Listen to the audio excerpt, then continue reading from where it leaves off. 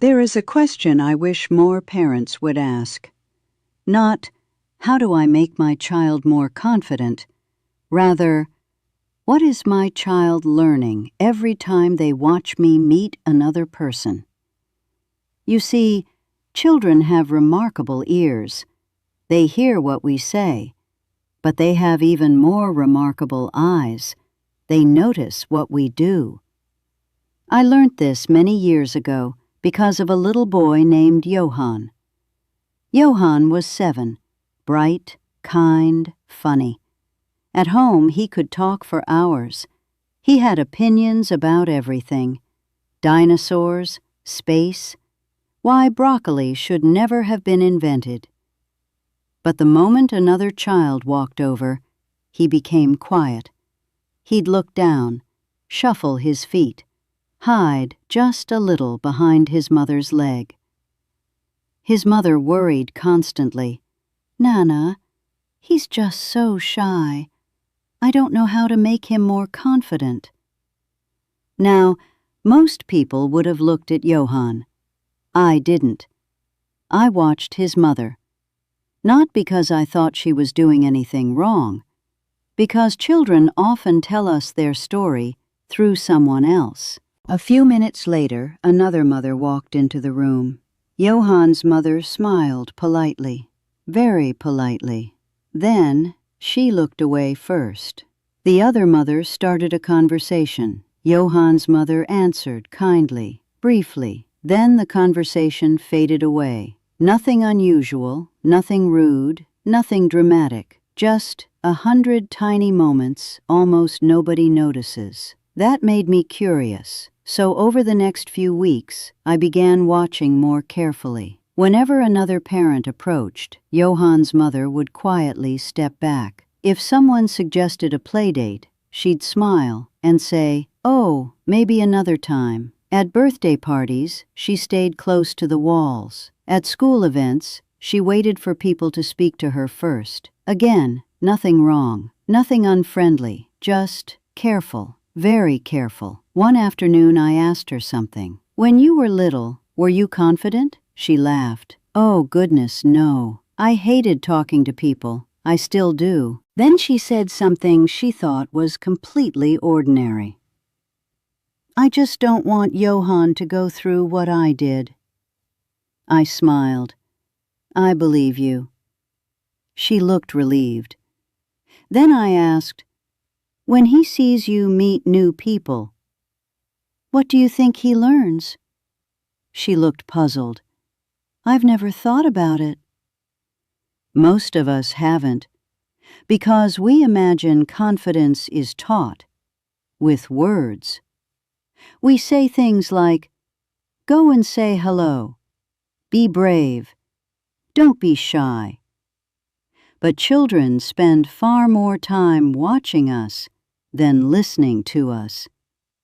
If every new person makes my shoulders tighten, if I avoid conversations, if I quietly hope nobody asks me a question, my child notices.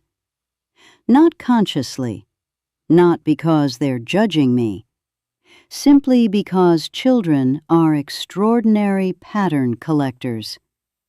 They keep asking one silent question: is the world safe? And they don't look for the answer in books. They look for it on our faces. I remember another afternoon with Johann. A little girl walked over holding a football. She smiled. "Do you want to play?" Before Johann answered, he looked at his mother. It lasted less than a second. Most people wouldn't even notice it, but I did, because children often borrow our face before they choose their own. His mother smiled nervously, just a tiny smile, almost apologetic. Johann looked back at the little girl, then quietly said, "No, thank you." The girl ran away. Nothing terrible happened. Life carried on. But I couldn't stop thinking about that tiny glance. He wasn't asking, "Should I play?" He was asking something much deeper. "Is this safe?" And the answer he received wasn't spoken, it was reflected.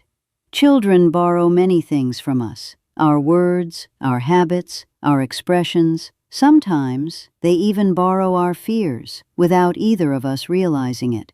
Now, please don't misunderstand me. This is not about blame. Every parent listening to me today, including me, has passed something on to a child they never intended to. Patience, impatience, confidence, worry, hope, fear. That is simply what families do. The question isn't whether we pass things on. The question is, which things are quietly being copied before we've even noticed they're being watched? And once I began asking that question, I started seeing something that changed the way I understood confidence forever. I started seeing something that changed the way I understood confidence forever. It wasn't the confident children who caught my attention, it was their parents. Not because they were louder, not because they were more outgoing. In fact, many of them weren't. One father hardly spoke at all, but every time someone walked over, he smiled, made eye contact, asked one simple question, then listened. Nothing impressive, nothing dramatic, just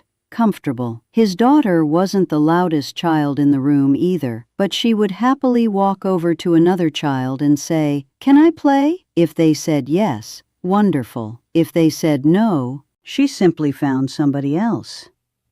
No tears, no panic, no feeling that something terrible had happened. That fascinated me, because confidence wasn't making her successful.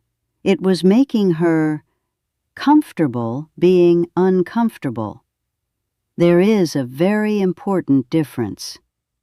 Most parents think social confidence means, "My child isn't nervous." I don't think that's true. I think confident people feel nervous all the time. They simply don't let nervousness decide what they do next. That is something children can learn, but rarely from a lecture. Mostly from watching us. One afternoon, I invited Johan's mother for tea, not because I wanted to teach her, because I wanted to share an observation. I said, "Have you noticed something?" She smiled. "What now?" "When somebody new speaks to you, you answer beautifully, but your body has already decided to leave." She looked surprised. "What do you mean?" "You lean backwards. You fold your arms. You end conversations before they have a chance to begin." She stared at me for a long moment, then quietly said, "I didn't know I did that." Of course she didn't. Most of us don't. The habits we've repeated for years become invisible to us. But they are not invisible to our children. Children don't need instructions. They need examples. And examples are wonderfully honest, because they happen every day. Not long after that, I saw something beautiful. Another parent arrived at school. Normally, Johan's mother would have smiled politely and looked away. This time, she stayed. She asked, "How are you?" That was all. No long conversation, no life-changing speech, just 4 words. The other mother smiled. They spoke for perhaps 2 minutes. Then they both carried on with their day. You might think, that's hardly anything. But I wasn't watching the conversation. I was watching Johan. He saw every second of it. A week later, a little boy walked over to him in the playground. Something happened that had never happened before. Johan still looked at his mother. Old habits don't disappear overnight. But this time, he didn't wait for an answer. He smiled. Then he said, "Do you want to see what we're building?" It lasted maybe 10 seconds. Most people would have forgotten it before lunchtime. I never did, because it reminded me of something very important. Children don't become leaders because someone tells them to be brave. They become leaders because, little by little, they begin believing that people are opportunities, not dangers. And that belief is often built long before they ever introduce themselves to another child. Now, before anyone misunderstands me, this isn't about becoming the loudest person in the room. Some of the finest leaders I've ever known were quiet. Some loved large groups. Some preferred one meaningful conversation at a time. Leadership has very little to do with volume. It has everything to do with willingness. The willingness to say hello. The willingness to ask a question. The willingness to hear no without believing there's something wrong with you. The willingness to stay curious instead of retreating. Those qualities are rarely taught in one conversation. They are absorbed, one ordinary Tuesday at a time. So perhaps tonight, don't ask yourself, how do I make my child socially confident? Ask yourself something much gentler. If my child copied the way I met new people today, what would they learn? Not because you should feel guilty, not because you've done anything wrong, but because awareness changes things. And once you begin seeing what your child has quietly been learning, you also begin seeing something else. How much is still possible? Because confidence is not something children either have or don't have. It grows, quietly, one ordinary interaction at a time. And that's why understanding this pattern is only the beginning. Knowing how to reshape the patterns your child experiences every day without pretending to be someone you're not is a completely different skill.